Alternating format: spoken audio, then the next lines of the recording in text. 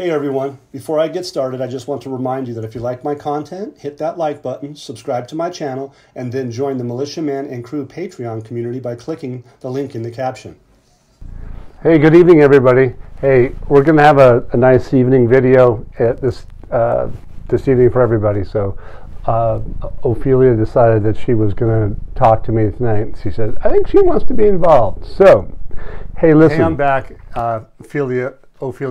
She's awfully sound. You probably hear her keep talking in the background because everybody's fired up this evening. It's really cool. So look, hey, back in June of 2015, June 15th, 2023, it says that Iraq plans to join the World Trade Organization. And we've all been talking about this. We all know that there are specific meetings being held since what, 10/31, 11/1 and 2, and then subsequently a few days later, and then subsequently 11 through the 14th, which is even today and tomorrow. And some of those things that they were going to talk about were topics of post-accession. So, but this particular article was fascinating because it comes and says that Amir Salem, June 15, 2023, Iraq plans to join the World Trade Organization. It says the Iraqi Ministry of Trade revealed on Thursday that the government is planning to complete the requirements for Iraq's accession to the World Trade Organization, indicating the financial contributions to the WTO have been settled. We all remember that. We all remember they said they caught their arrears up, if you will, right? So one of the things I wanted to focus in on is that the comment is because if you think about it, and we're going to talk about stuff that you've seen in my videos, is that we all talk about things that are ongoing and how that subsequently proceeds as time goes on. And I've always said, if you go back in time and you can come forward and see the progression of all the things that have been done. I mean, I could go on for probably about 45 minutes if I really wanted to, just without even using my notes and telling you what's in my brain about how much information, how many things that have been accomplished, and how many things that have been done that we all thought were, let's just push the button. Well, it doesn't work that way. All it comes down to is like a huge complexity, a huge web coming down into a center pinch of like, at some point, Iraq's going to ascend into the world of international finance, international trade, international agriculture, international business, everything. Okay, so but ultimately what it says here is that the coordination is also underway with the Iraqi private sector and the Kurdistan region of Iraq to unify the visions related to the requirements of Iraq's accession to the WTO. Think about it for a minute. That's pretty heavy because what they're talking about is the Kurdistan region being unified with Baghdad effectively, okay, for the requirements for Iraq's accession to the WTO. Now, ask yourself, you've seen all these different things happening with the WTO, and you see these things happening with Iraq and Baghdad and entities around the world, the EU, but when you see that the unification, remember that unified treasury account? That's going to be about money. They haven't talked about it recently in the last few days or anything, but the ISCADA system, the borders, the taxes and tariffs system's been upgraded and implemented. And these guys are saying in June that they're going to do everything that they want to do with the World Trade Organization. And so you saw Al Sudani go to the Kurdistan region a few days ago and met with the Barzanis in respect to many private things, much trade, but the bottom line is that they're unifying themselves because of, guess what? The World Trade Organization is underway in meetings today, the last 2 days, and then tomorrow. And one of the things is about post-accession. And one of the biggest things is they're going to be talking about on the 27th and 28th of this month is how they're going to proceed. And I believe that's going to be post-accession, meaning that they've already ascended prior to this private sector meeting. And the key point here was the coordination is also underway with Iraq private sector and the Kurdistan region to Iraq to unify the visions related to the requirements for accession to the WTO. I have to say that that's in June 15th. And so if you look at and watch our videos here with Patreon, the Militiaman, and the Discord crew, you're going to see that I've already been over some of this stuff, but a reiteration sometimes going back in the past really sets the stage for why we believe in what we believe and what we're seeing is coming to fruition. Again, as you know, we read the news to the best of our ability, but we're going to see some fascinating things that come out. And I think that this article about the parliamentary finance reveals the details of the discussion between Iraq and America regarding the dollar. I was thinking about holding on to this, but for towards the end, because there's a lot of things that are just like, that just reek of going international. So what the heck? I guess basically parliamentary finance reveals the details of the discussions between Iraq and the America regarding the dollar.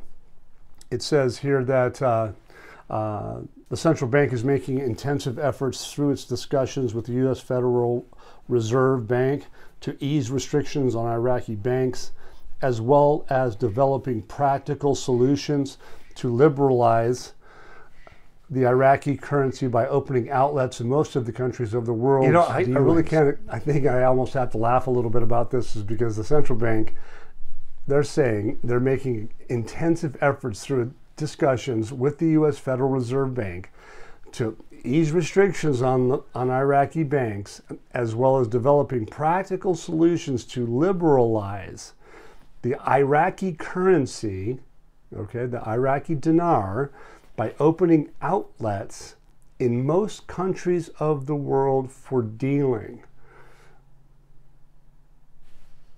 Hello? I have to say, it's like, it should be a light bulb, everybody. They're talking about going international with what? The Iraqi dinar. This is the article that's basically, I'm going to say it again, parliamentary finance reveals the details of the discussions between Iraq and America regarding the dollar. It says, look, U.S. sanctions were raising a wave of concern among the Iraqis. Well, why are U.S. sanctions raising concerns upon the the Iraqis? The bottom line is that the black market or the parallel market is illegal. Their cash cows have come to an end. They're not happy about it. That's part of these articles. But the cool part is that if you look into the depth of it, you can see that there's more than just one bit of the story. And that bit of the story is that they're suggesting that there's people that are unhappy about it. You're probably darn right they're not unhappy. They're unhappy about it. It's because that their cash cow's about ready to leave. So anyway, that's something that I think is pretty powerful. It goes on. We have some other pieces that says the finance announces the completion of the final accounts of the budgets before their legal deadlines. Well, we all know that the final accounts have been ongoing since 2000. I think the most important time frame was around 2013 all the way to 2022. And they basically are suggesting here that they have them completed through 2022. The completion of the final accounts of the budgets before their legal dates. They're saying that they've accomplished that. I believe that's what they're saying here. They go on and say that they were talking about some circumstances from 2017 to 2019.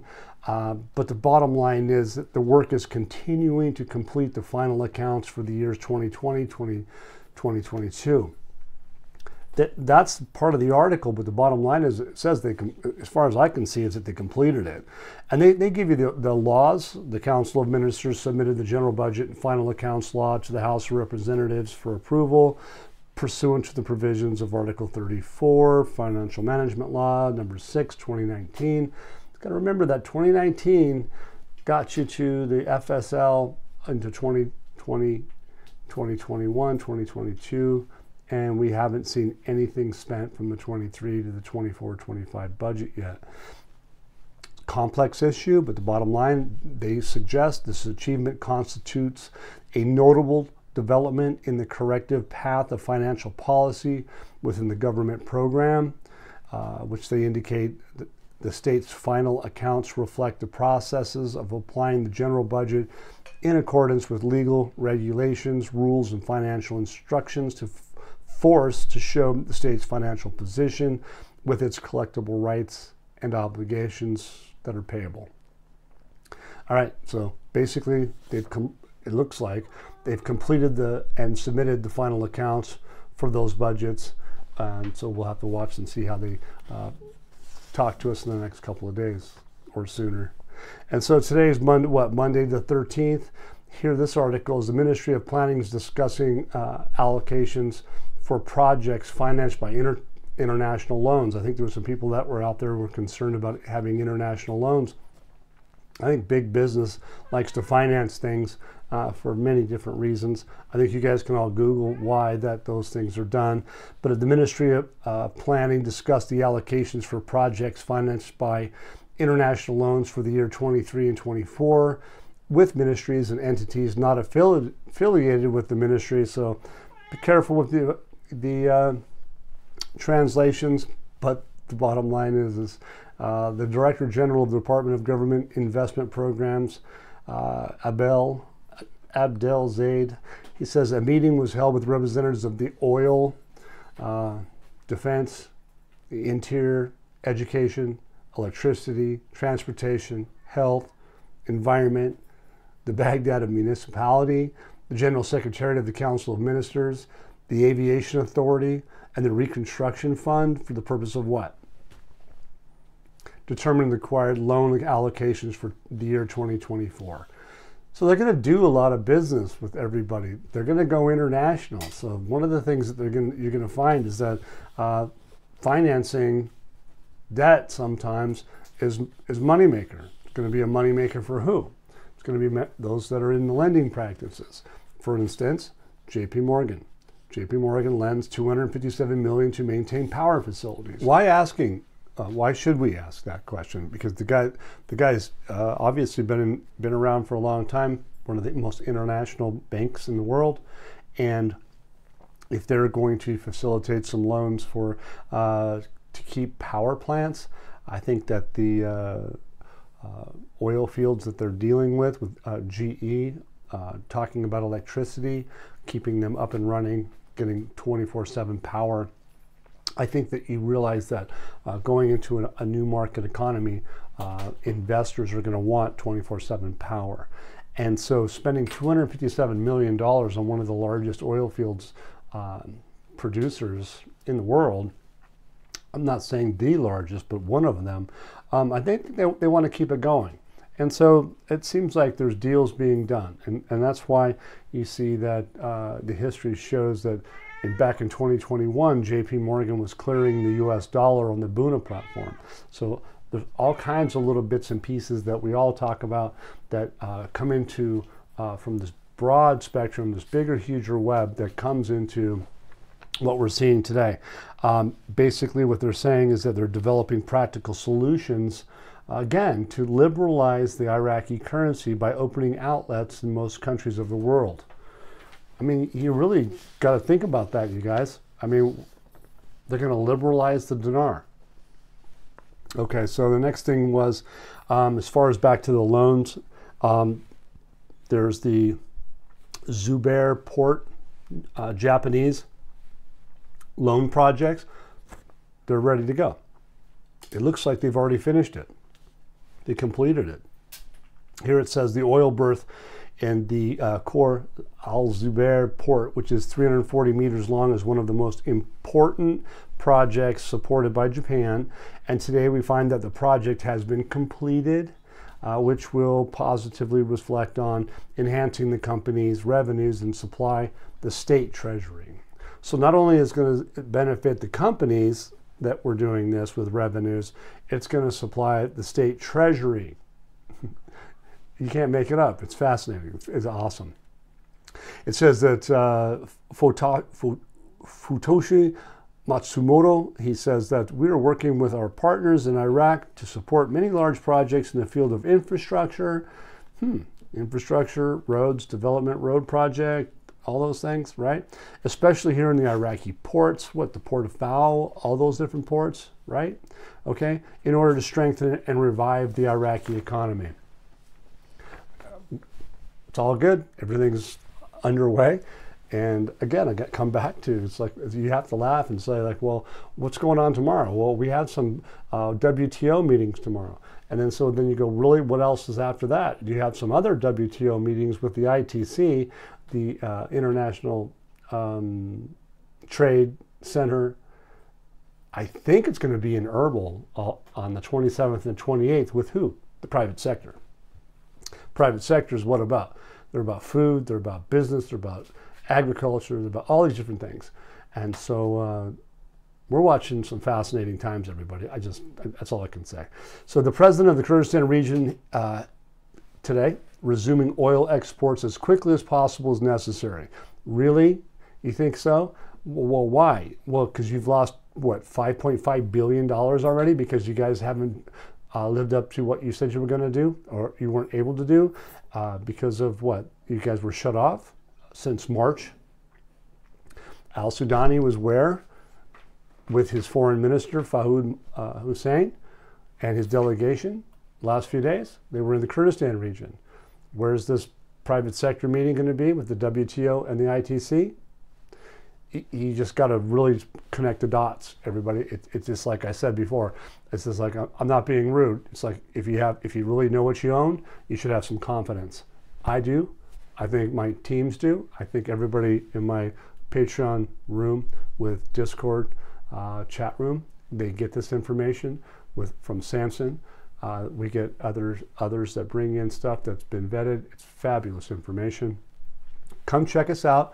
Come see what we're having to offer.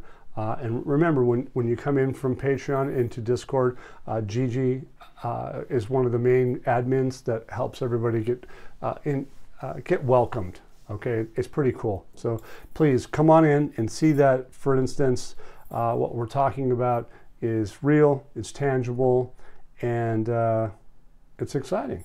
So anyway, keep in mind, all of this stuff is data that's produced by information from the news.